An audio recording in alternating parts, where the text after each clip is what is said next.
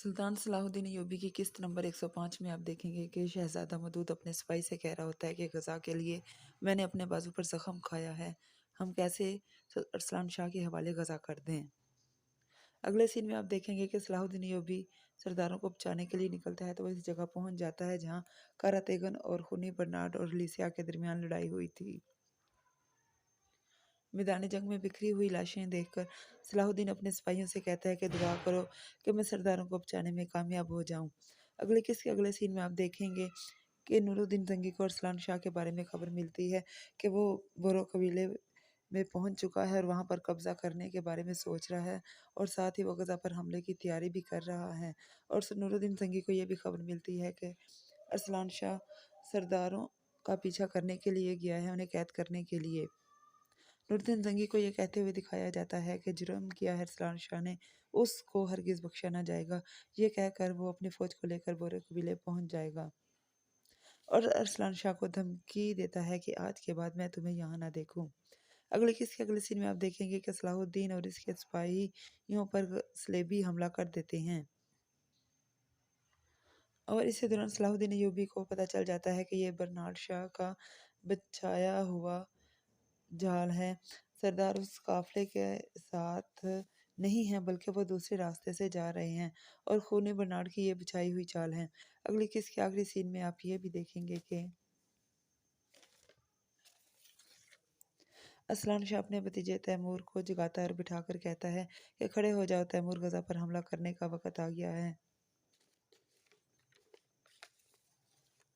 अगले सीन में आप ये भी देखेंगे कि सरदारों को बचाने के लिए कारा तेगन और उसके साथियों को बग्गी में बिठाया जाता है जो कबायली सरदारों को बचाने के लिए जाते हैं। और दौरान सफ़र आप देखेंगे कि कारा तेगन उन सरदारों से लड़ना शुरू कर देता है और एलिसा ये कहते हुए तलवार लेकर आगे बढ़ती है कि ये ऐसे हरगिज़ नहीं मानेगा।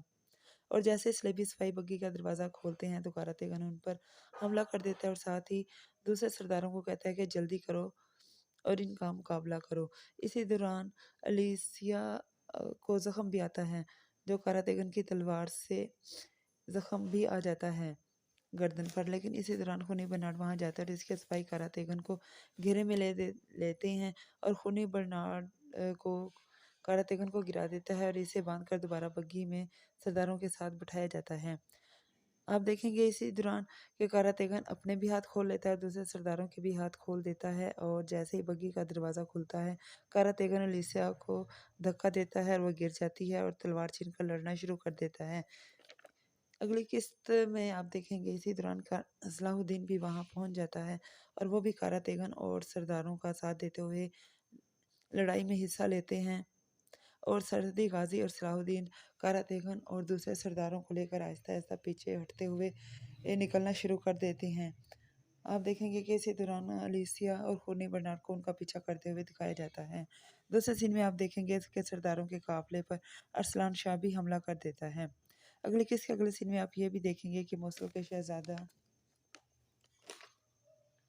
मलक मदूद को जब यह खबर मिलती है कि अरसलान शाह गज़ा पर हमला करना चाहता है तो वो ये कहते हुए दिखाई देता है कि गज़ा को लिए हमने खून बहाया है, इसको इतनी आसानी से हम जाने नहीं देंगे और वो अपनी फ़ौज लेकर निकलता है। और अगले सीन में दिखाया जाता है कि मलक मदूद अरसलान शाह की फ़ौज पर हमला कर देगा और फिर अरसलान शाह और उसकी फ़ौज पर गलबा भी पालेगा और इन्हें कैद करेगा या नहीं, इंतज़ार में रहिए अगली किस्त के आखिरी सीन में आप ये भी देखेंगे कि मलका विक्टोरिया और उसके महल पर कोई हमला करता है और इसी के जांबाज मुहाफिज वजीर को भी मार देता है और मलका विक्टोरिया इसको देखकर अपनी तलवार गिरा देगी और आगे बढ़ने की कोशिश करेगी, लेकिन इसी दौरान वो मलका विक्टोरिया को भी मार देगा। इंतज़ार में रहिए अगली किस्त के कि वो कौन सा किंग है जो मलका विक्टोरिया को मारकर महल पर कब्जा कर लेगा और यरूशलेम का नया हाकिम बनेगा।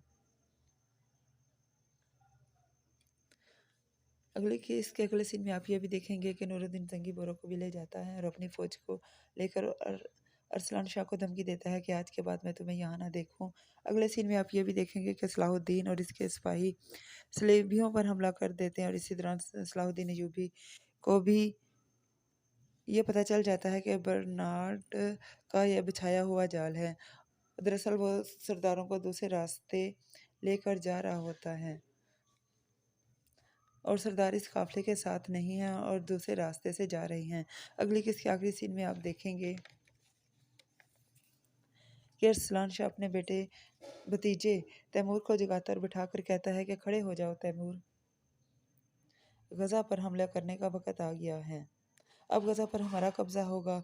और फिर अगले सीन में आप ये भी देखेंगे कि अरसलान शाह गजा में दाखिल हो जाता है, फ़ौज को यरगमाल बना लेता है और वहाँ पर लड़ाई शुरू हो जाती है। सारी फ़ौज को यरगमाल बनाने के बाद जब फौजी उससे पूछते हैं कि आप कौन हैं और यहाँ आने की हिम्मत क्यों हुई, तो उसके जवाब में अरसलान शाह ये कहता हुआ दिखाई देता है कि मैं अरसलान शाह हूँ, गजा का नया हाकिम, और गजा की भाग दौड़ अब मेरे हाथ में होगी क्योंकि मैं इसका नया हाकिम हूँ। इंतज़ार में रहिए अगली किस्त के, क्या सलाहुद्दीन सरदारों को बचाने में कामयाब हो जाएगा और गजा की भाग दौड़ अब किसके हाथ में होगी और मोसुल का शहजादा अब किसका साथ देगा। नूरुद्दीन जंगी की अगली हिकमत अमली क्या होगी। सब्सक्राइब और फॉलो करने का शुक्रिया। अल्लाह हाफिज़।